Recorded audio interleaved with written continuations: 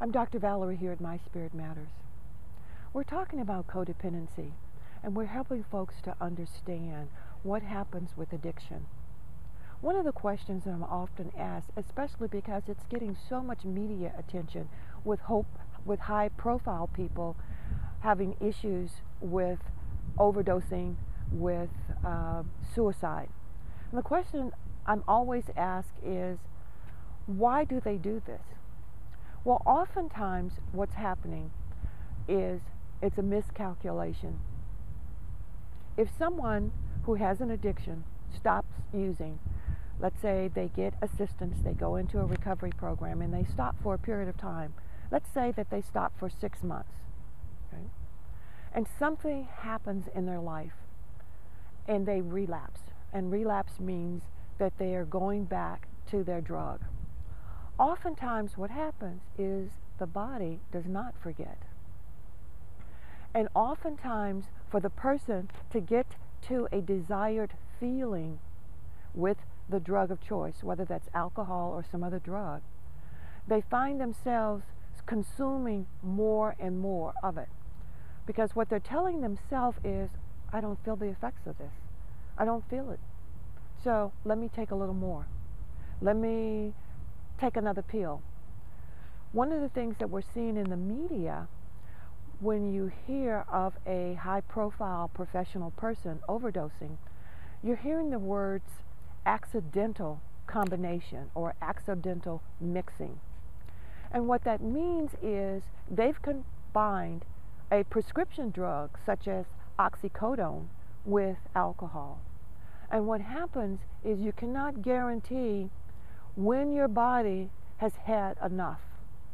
And what happens is that the heart does not pump the way it needs to, and it stops pumping, and that's why most of these are said to have had a heart attack. Okay?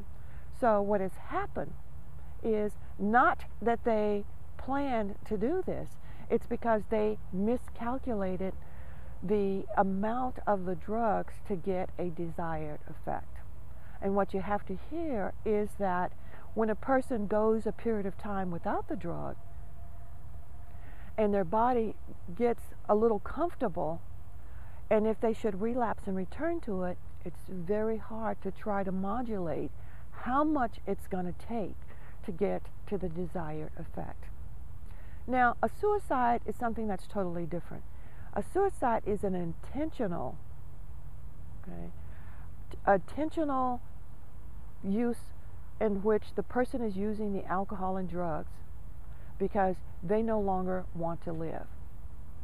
Now, the reason this is important when you're looking at alcohol is because most people don't realize alcohol is a depressant drug.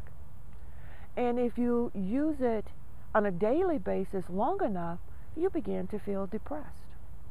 And when you feel depressed, all of a sudden you're looking at feelings of hopelessness and you're asking yourself, what is this about? Why am I even here? And you feel as if you don't have the answer to those questions. So the more you drink and the more you see what you're doing to the people around you, you may want to feel that there's no use, that there's no other recourse.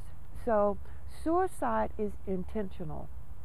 What is happening with an overdose, it is something that it is a result of the mixing of the drugs in which the person didn't plan it.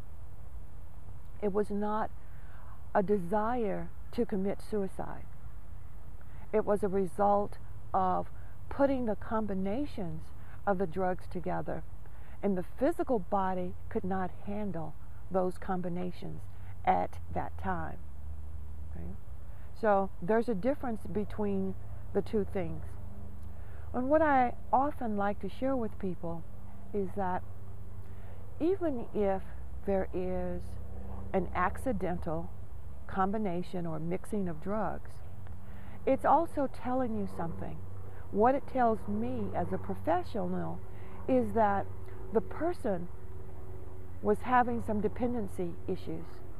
Because if you're prescribed a prescription medication for pain, it tells you very clearly not to mix that with alcohol.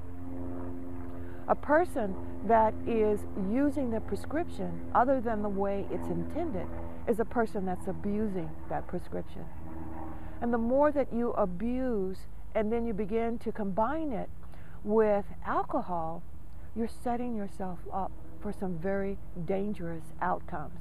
And we've seen those outcomes with people having died as a result of mixing prescription medication with alcohol.